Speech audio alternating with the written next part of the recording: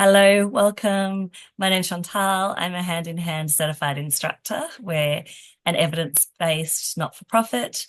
We've been around almost 40 years, and our goal is to see everyone who is involved in the wonderful and important work of raising young people supported so that they can do that with connection, with intention, with empathy and warmth, and understanding of how young people work.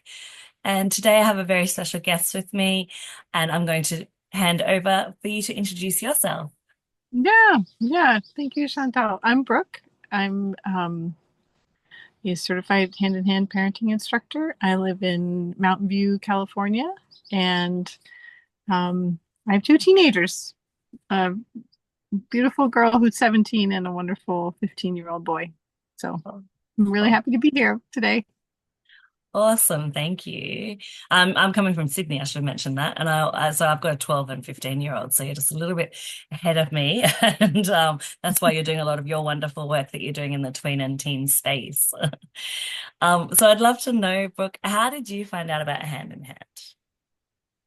Actually, I was at a neighborhood block party, and one of my lovely neighbors saw that I had kids. She had a son as well, and she said, I took this great parenting class. Would you like to go out to lunch with me sometime and I can tell you about it?" And I was like, "Yeah, that sounds fantastic." So she told me about these tools and she told me it was all about listening. And I thought, let me give this a whirl, even though I was a teacher and I felt very connected to kids and I felt like, I was doing pretty well.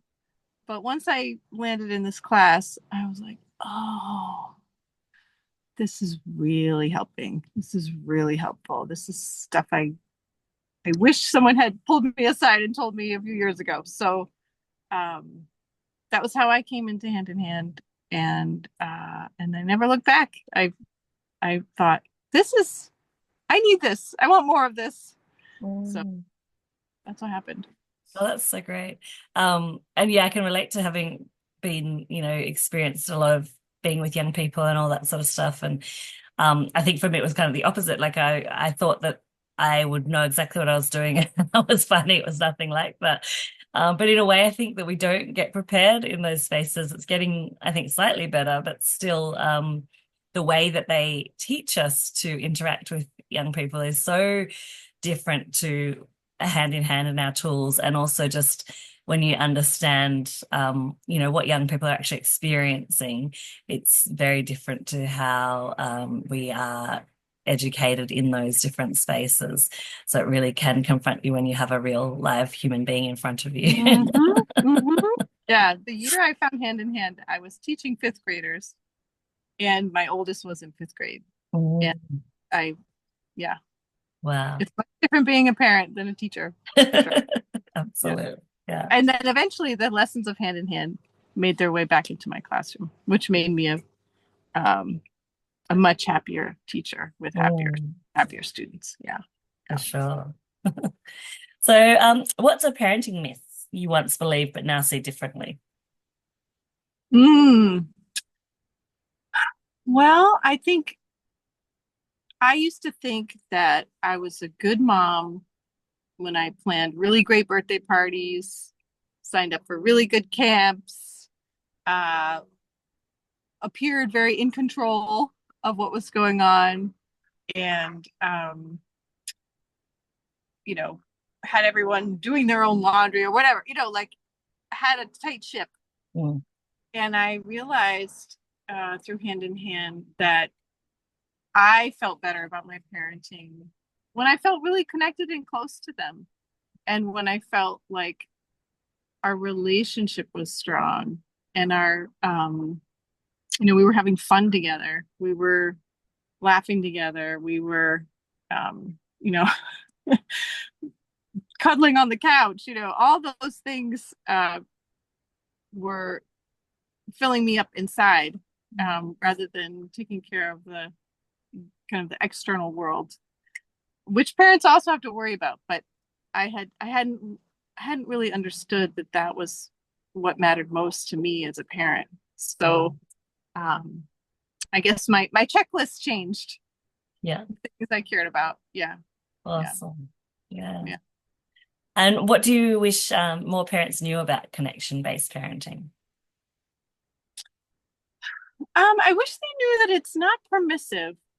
It's not just rolling over and letting them do what they want.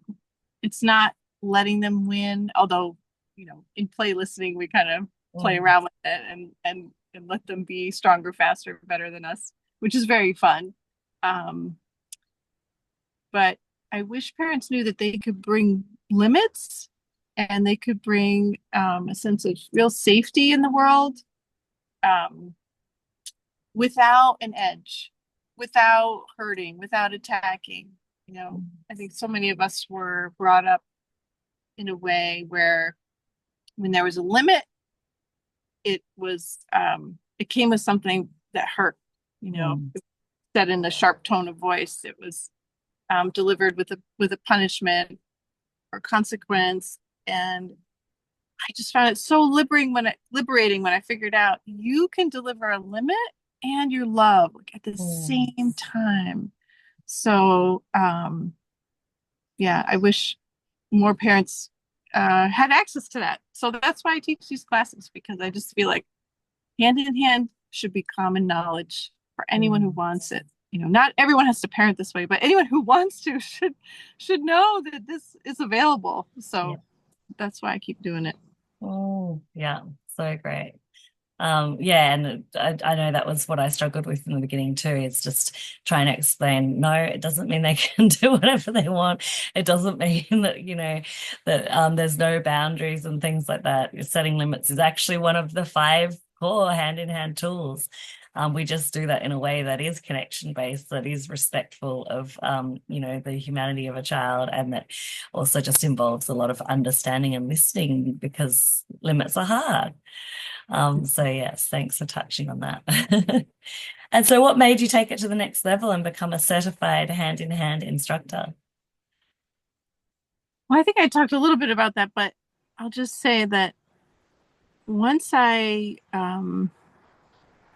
knew that this is something I could give to other people, I just got very determined that I would be like on the team of people that Mm, makes the world a safer place to have your big feelings. I just think adults and children um, need space for that, need more space than currently exists in our culture. And so I just really love um, being part of the instructor community and sharing this with parents who want to know, because parents work so hard at what they do. They are ready to lay down their life for their child, and in so many ways, that's what we're doing every day. And if you're going to work that hard at something, you want good information about how it works. You deserve to be, given the best tools for all the labor you're going to put in, right? So that's why I teach, and that's why I wanted to do the certification. And it really did change my life. I mean, mm, I'm definitely in much better shape than I was before I went through the process. So mm. great. So was there any unexpected way it sort of did change your life and impacted you? Um, I have a lot more support now for Mm, myself. I have several different listening partners. I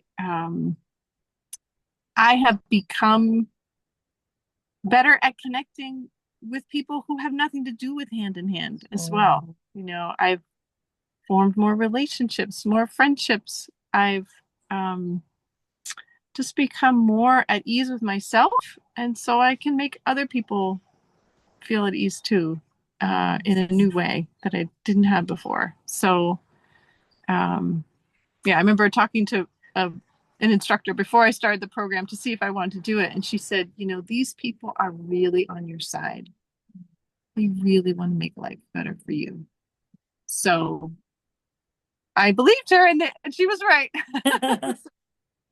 Yeah, I love that. I love, yeah, when you're talking about the ripple effect in life, it's definitely coming to these things from a as what is going on here, what's happening, curiosity, understanding, it does change how you operate in the world. And it definitely increases your capacity for empathy and social justice and things like that. And it's just it has a massive flow-on effect in everyday life when you start to think in those ways, in that person sort of centric way. So yeah, that's fabulous to touch on that. For those watching at the moment, have to do one of our foundation courses. So it's a great time to get in there and do either the one for individuals and caregivers or for educators or for professionals. And those are led by an instructor, and you have a small group in which you have experience the listening time that we were just talking about, and where you explore each tool over a week in your household, in your community. It's so great. And so you can go from that on to the training intensive when that comes back up again in April next year, 2026, it will be now. And then that program starts in September. So thank you so much for joining me, Brooke. I really appreciate having you today and to be able to talk to you. As I said before, Brooke does a lot of great work in tweens and teen space. So why don't you just let us know where we might find I you? am an instructor listed on the Hand in Hand website, www.handinhandparenting.org. You can find me under instructors. My last name is Bishara, so look for Brooke Bishara. And I will probably have a class for parents of teens and tweens in the fall, starting in September. So I'd love to have more parents join me. It's a fabulous experience for me and for the people in the class. I love it. Oh, absolutely.